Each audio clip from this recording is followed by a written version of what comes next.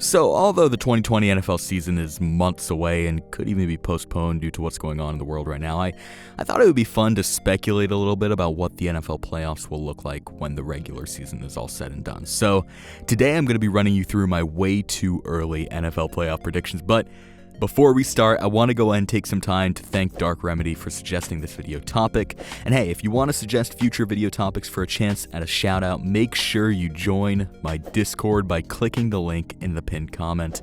Thank you all so much for all of your support on my recent videos. We've been going daily recently. We've been growing so fast. And it's truly more than I could ever ask for. I also want to go ahead and take some time to quickly mention that only a small percentage of the people who watch my videos are actually subscribed, so if you end up liking this video and haven't done so already, please consider subscribing to keep up with everything going on in the NFL during these crazy times. And without further ado, let's get started. So we're going to start this list off at the top of the AFC with the Kansas City Chiefs. Last year, the Chiefs finished in the second seed thanks to a little bit of help from the Dolphins in Week 17, knocking out the Patriots from the second seed, and went on to win it all in the Super Bowl. And with Belichick and Brady splitting up, marking the end of the Belichick-Brady Patriots dynasty, I think that the Chiefs are really the next man up in the league. Mahomes is the most talented quarterback we've probably ever seen, and Andy Reid is simply an offensive mastermind. This duo will sit atop the AFC for years to come, and it's definitely my pick for the 1 seed in the AFC next year. And we're flipping things around a bit in the 2020 season when it comes to the AFC seeding, because I believe that the Ravens are going to place in the 2nd seed following their 1st seed placement last year. Lamar Jackson is coming off of his MVP season and is paired with John Harbaugh, and I really haven't touched much on the Ravens on this channel, but I really like this pairing. It's one of my favorite pairings in the league because Harbaugh is a defensive mind and Lamar is capable of running the offense, and they truly balance each other out in that realm. My only concern with the Ravens is whether or not Lamar will be able to stay healthy. It sounds strange because Lamar didn't have issues with injury or health last year, but with his play style, it's really only a matter of time until something gets tweaked and issues start to arise. And by no means am I a Lamar hater or someone that wants to see bad things happen. I'm simply going off of precedent of quarterbacks who have played the way that Lamar does. Ultimately, though, I think that if Lamar stays healthy, which I think he will, the Ravens are going to coast to that 2nd seed and could even contend for the number 1 seed. We then have the Titans coming in at the number 3 seed in the AFC, and listen, last year was not a fluke. If anything, their 9-7 record was the only deceiving thing about last year.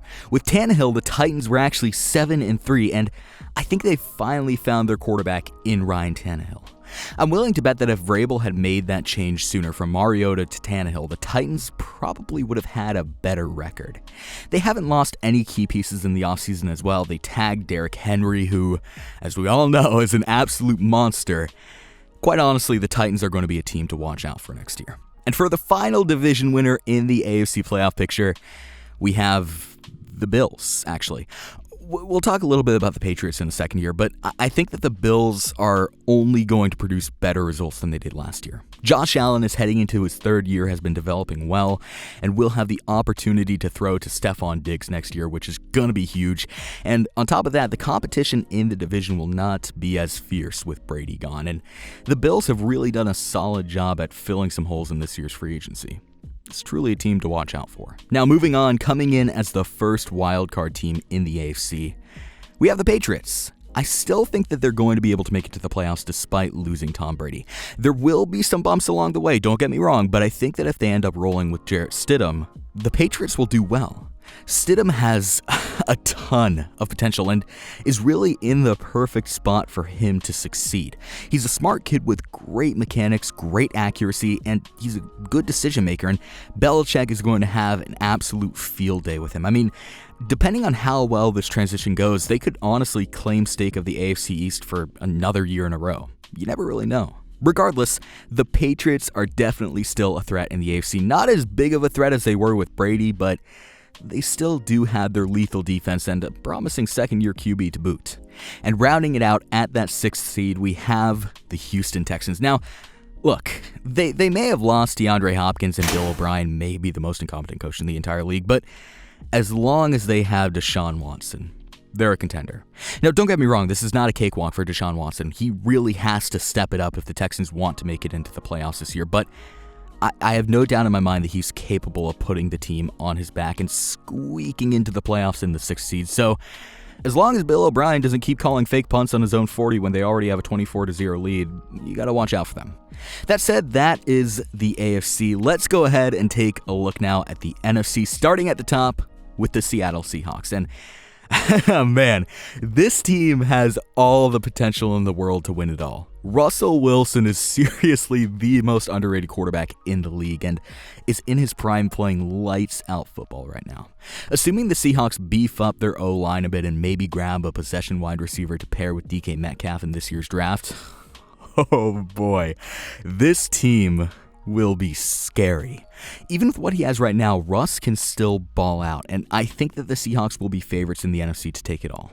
Moving on, we have the 2nd-seeded New Orleans Saints, and as a Saints fan, the past 3 years have been an absolute roller coaster ride. I mean, the highest of highs and the lowest of lows, but I seriously think that with this roster, on paper, we have our best roster yet. While Breeze is going into his age 41 season, he's still a top 5 quarterback in the league.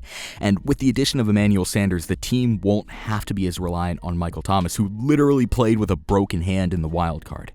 We'll also be getting Kamara back at 100%, which is huge for this team. I mean, people seem to forget that him and McCaffrey were like neck and neck last year in production until Kamara had his knee injury. And then you add Jared Cook on top of all of this, which, if he plays anything like he did during that 49ers game prior to getting knocked out, will make this team an unstoppable force. Now, the secondary is still a little bit of a concern on that defense. We don't necessarily know if it's going to be good or not, but I do have some hope with Eli Apple finally being shipped out and Malcolm Jenkins making his return to the Saints. Look, I know it's been a rough 3 years, but we have the best chance to win it all right now. Coming in at the 3rd seed, we have the Green Bay Packers. Now, I think that on paper right now, the Packers have a couple of holes that really are hindering them, but I think that they're going to address them in this year's NFL draft. The main hole being a wide receiver, and I think that they're going to grab one of the top wide receivers in this year's dense wide receiver class, maybe like a Denzel Mims or someone like that. Ultimately, they need to equip Rodgers with better receivers, and this is the perfect draft class to do that with. I think that under the assumption they do go wide receiver in the first round, Rodgers is going to return to form, and the Packers will be serious Super Bowl contenders. I mean, we have to keep in mind they were only one game away from that Super Bowl, and they really have all the potential in the world right now to make a run. And for the final division winner in the NFC playoff picture, we have the Philadelphia Eagles. This is a frustrating team. I mean, if this team could just stay healthy, they would be so dangerous, and I hope that this year they will be able to stay healthy because they are my NFC East pick. Regardless, though, looking at the Cowboys and their loss of their center, which is huge for them, I think that the Eagles should be favorites in the NFC East no matter what. The NFC East is still really, really weak, and quite honestly, I actually considered putting the Giants over the Eagles because Daniel Jones' second year, maybe he'll blossom or something. I don't know, but the Eagles are my pick at the end of the day. They should be a force to be reckoned with this year's playoffs if they do end up holding everything together. This is another team as well that I think could use a wide receiver from this year's draft, but the Eagles, if they are healthy, are going to be great. Moving on, coming in as the first NFC wildcard, we have the 49ers. Now, I think that we're going to see a slight Super Bowl hangover from the Niners next year. I mean, they lost DeForest Buckner to the Colts, who was a big piece to their defense, and they also lost Emmanuel Sanders, who was a huge piece to their Super Bowl run in that wide receiving corps. But they could always replace him by trying to pick up a wide receiver late in the first round. At the end of the day, I don't think that the 49ers are going to be as good as they were last year, but they're definitely going to be good enough to make it into the playoffs, I'm sure of that. Now, coming in at the 6th seed for the NFC, we have the Cardinals, and simply put, their offensive firepower is nothing to shrug off. I mean, Larry Fitzgerald, one of the all-time greats who's still producing at an elite level, paired with DeAndre Hopkins, one of the most talented wide receivers in the league right now. And who's throwing the ball to them? Well, that's none other than Rookie of the Year Kyler Murray, who is going to have an absolute field day with these weapons. I do think that the Cardinals are going to sneak into the 6th seed, but don't write them off as a first-round exit by any means. Now, we're not done here. It's looking like the new CBA is going to take effect this year, causing there to be a 7th playoff team in each conference. So, In the case that does happen, I'm actually going to go ahead and share one dark horse pick that could end up being that 7th team in each conference. Starting with the AFC, of course.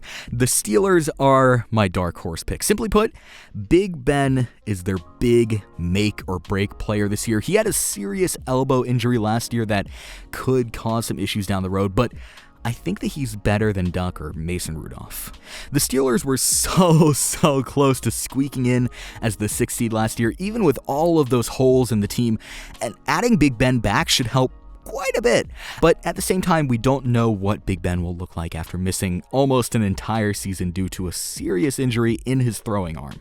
I think that Mike Tomlin will still be able to work some magic if need be, but the Steelers' success this season solely relies, in my opinion, on the elbow of Big Ben, which is why they're my dark horse pick. Then, in the NFC, and this one is probably going to make some people really upset, I have the Buccaneers as my dark horse pick.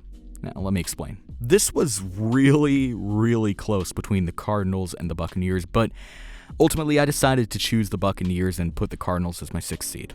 Now, I know that the Buccaneers just got Tom Brady, but the reason why they're still my dark horse even with that addition is because I don't know how Brady will perform in Arians' system. Arians has a pass-heavy, deep ball-heavy system, which is almost the exact opposite to Belichick's system, and as for the Cardinals, I know what Kyler looks like in Kingsbury's system, and he looks great, and then you add on DeAndre Hopkins to all of that, and I seriously doubt the Cardinals will have any major issues on the offensive side of the ball.